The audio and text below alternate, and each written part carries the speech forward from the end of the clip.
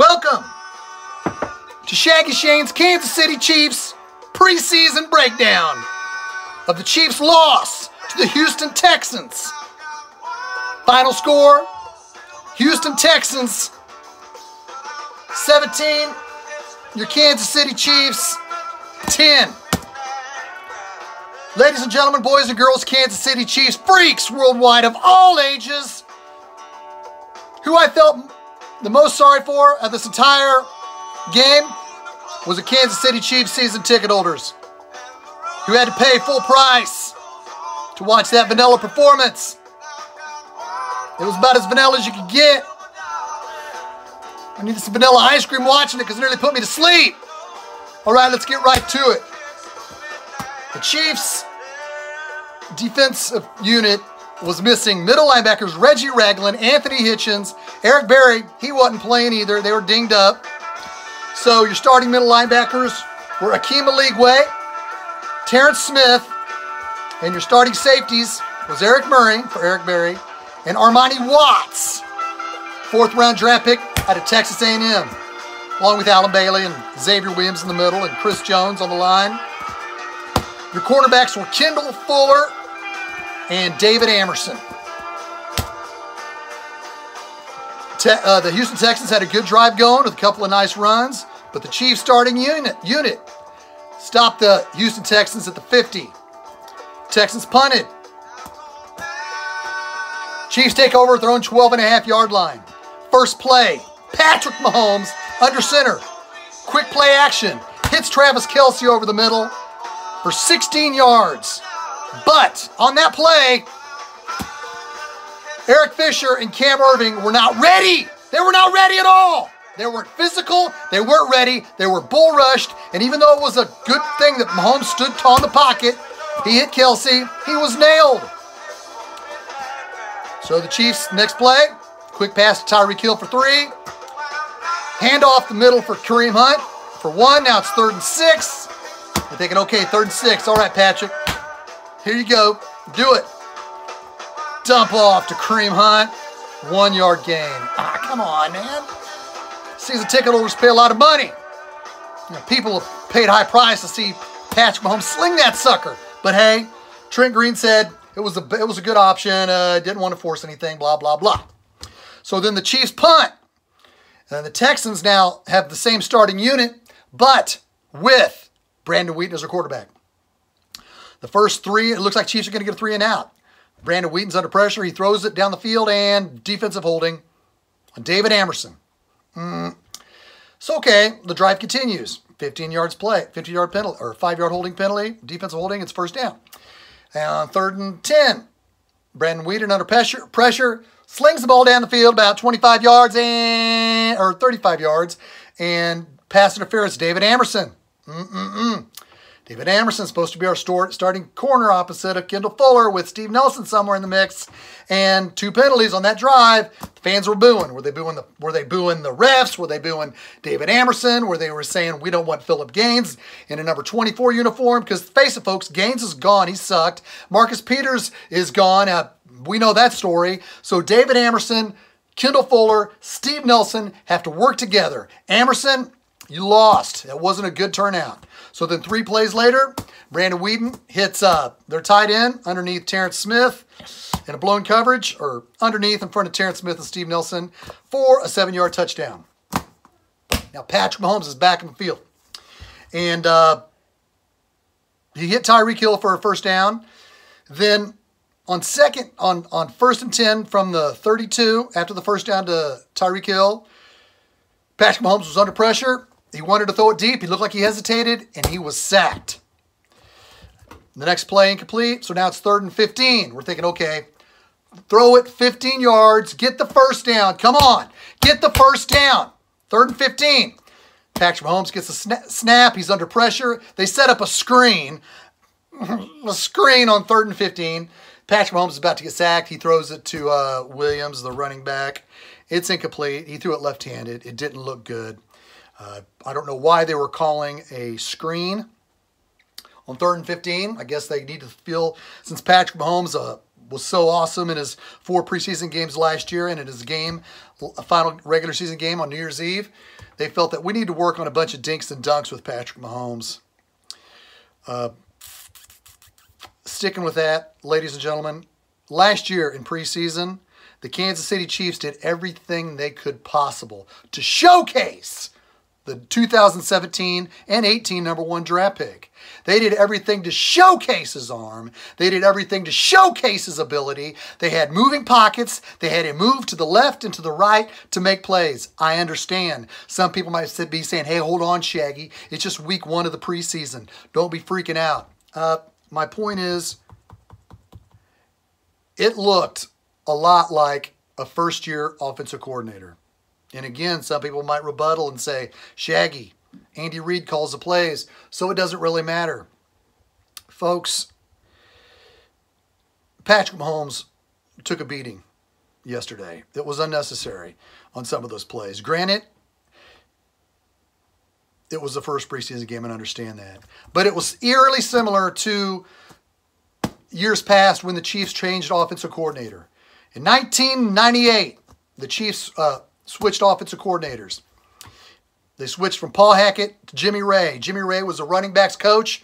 He moved up to be the offensive coordinator. You could see a growth for the first few preseason games into the regular season of 1998. Granted, Elvis Grbac got hurt the first game of the season, but point is, you could see that there was no ebb and flow in the offense.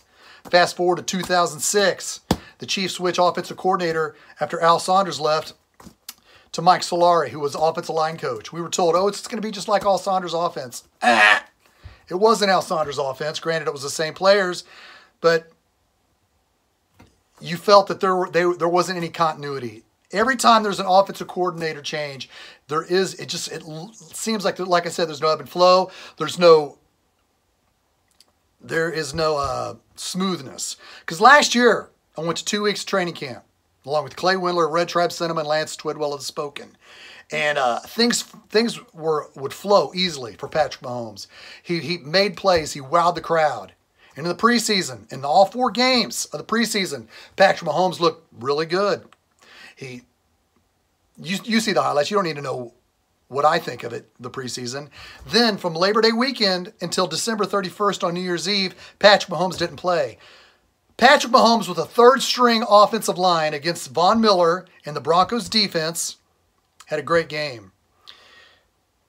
In training camp this year, it just doesn't feel like there's a flow, the same flow that Patrick Mahomes had last year. And in the first 2 series of last night's game, it didn't seem like there was that same flow. Granted, people could say, Shaggy, you're freaking out.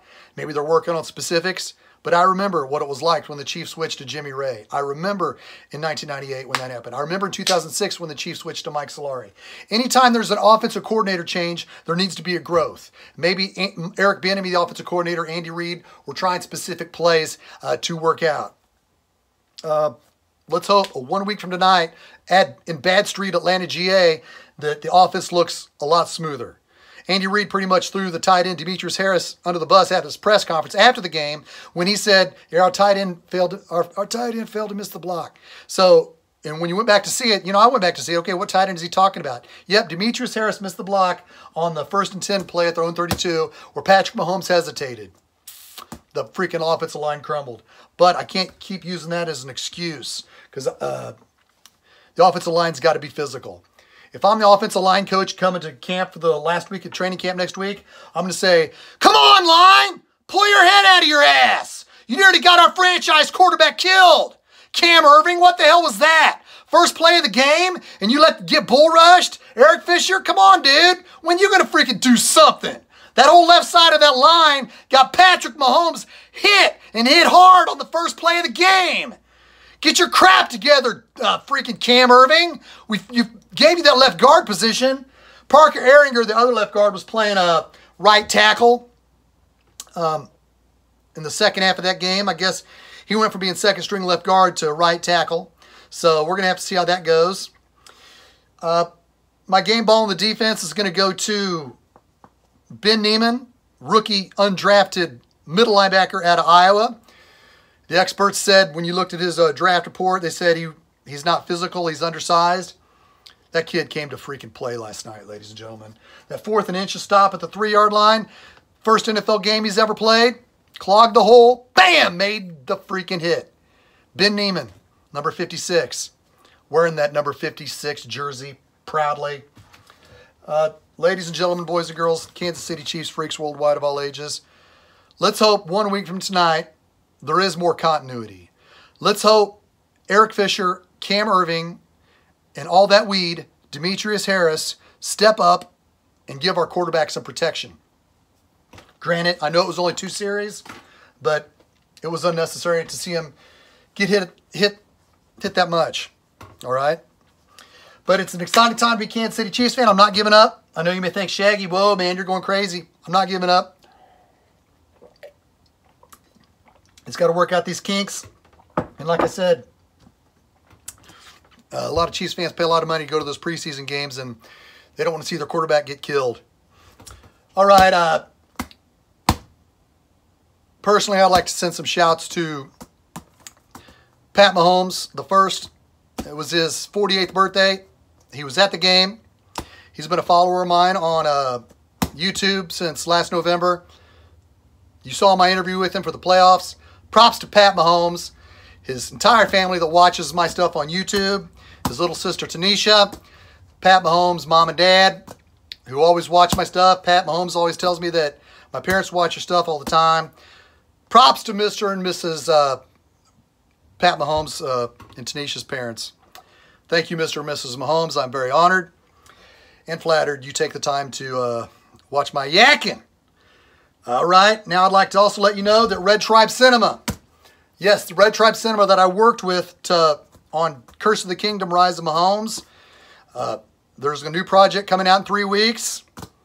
It's The Rise of Mahomes Continues. No, that's not what it's called, but expect the Rise of Mahomes vibe in this video coming out in 3 weeks. A lot of people keep asking, when's the next Curse of the Kingdom, Rise of Mahomes? Ladies and gentlemen, that was a short film that needed to be made. That was a short film that told about our history. This film that's coming out with Red Tribe Cinema in 3 weeks is a continuation, but in a different story. I will be back here 1 week from tonight when the Kansas City Chiefs invade Bad Street, Atlanta, GA. Offensive line, you give your quarterback some protection, all right? Get some nuts. Get some nuts. I don't know if it's grape nuts, honey nuts. Get some nuts and protect your quarterback.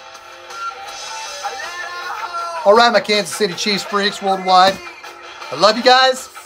Tune in 1 week from tonight. We'll break down the Kansas City Chiefs at Atlanta Falcons and discuss what we see. Until next Friday, stay positive, stay strong, and keep Patrick Mahomes up on his feet. See you guys next Friday night. Love you guys. Go Chiefs.